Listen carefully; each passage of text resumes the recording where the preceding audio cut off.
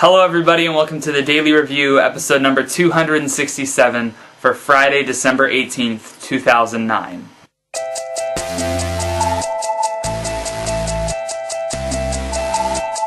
And the film I'm going to be reviewing for you guys today is the highly anticipated, highly buzzed about, highly talked about, highly hyped film Avatar. I'm going to put on my nifty 3D glasses for you guys. Avatar is written and directed by James Cameron. It's his first film in 12 years since the massively successful film Titanic at the Oscars, and it's made, I think, the most money ever at the box office. Avatar stars Sam Worthington, Zoe Saldana, Stephen Lang, Giovanni Ribisi, Sigourney Weaver, and Michelle Rodriguez. And Avatar is a action sci-fi epic that's set in 2154. There's these people called the Na'vi, which are like 10-foot tall, blue alien-looking things that inhabit this planet, Pandora.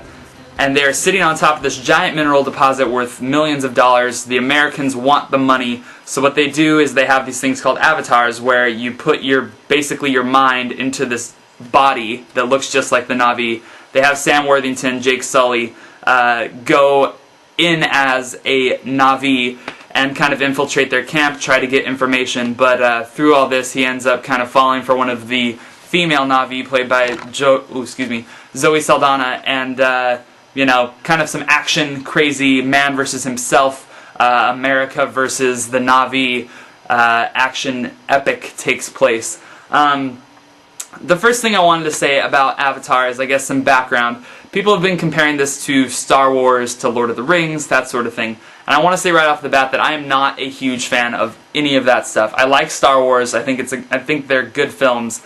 I'm just not a humongous fan about it. I do not like Lord of the Rings at all. To be fair, I've only seen the first one, but it practically put me to sleep. I've not seen Chronicles of Narnia. I'm not really into the fantasy genre.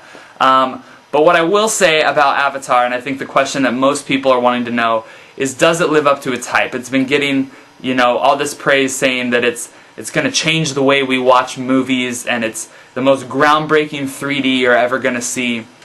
All this stuff. Does it live up to that hype? And I want to say, for the most part, yes, it does. I don't think that it's going to change the way anybody watches movies, but I think that it is some of the most visual, compelling images that I've ever seen put to film. It is absolutely gorgeous and beautiful to look at, and I truly have seen nothing like it ever in movies. The first time you're introduced to the planet of Pandora, and there's this, basically an animal that chases Jake Sully, and he kind of jumps off of this waterfall thing.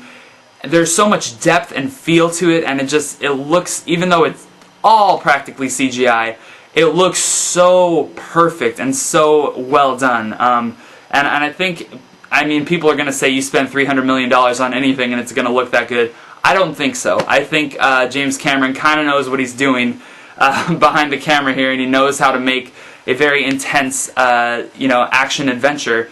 And I think he does that very successfully. It's visually stunning.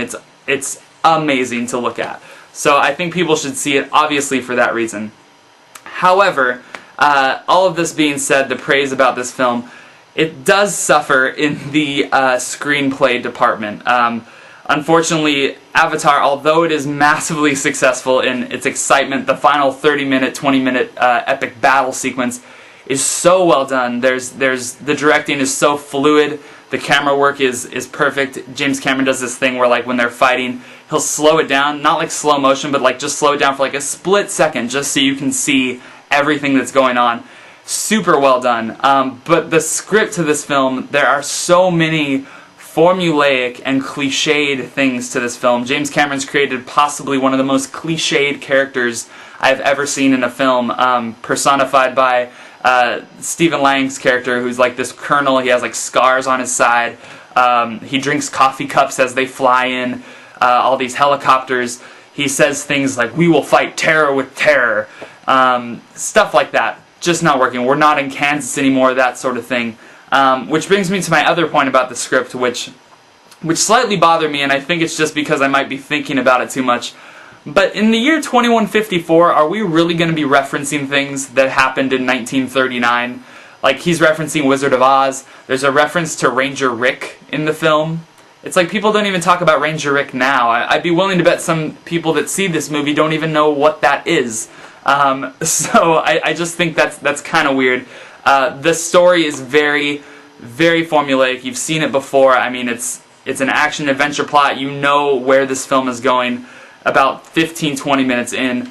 But all of that being said, you almost don't really care, even though it is very formulaic and the script is not that fantastic, because the visuals are so stunning and so masterful that it kind of drowns out any of the poor, cheesy dialogue that you're going to hear some of these characters utter. I'm sure that it will get a Best Picture nomination just because, from a technical filmmaking standpoint, it's a pretty masterful achievement. However, I don't think the script is that solid, and I think it prevents it from being something that is going to be truly incredible. I do think it's going to probably become a classic just for its visuals alone and the stuff that it's portrayed, and for it being the first of its kind to do this sort of thing. So all that being said, I give Avatar a 4 out of 5. I strongly recommend it to people to go see it, and I think if you're going to see it, you should see it in IMAX 3D. That's how I saw it, and it looked great, it sounded great, it was just an all-out blast at the movies. So anyway, thank you guys very much for watching, and I'll be back tomorrow with another one for you.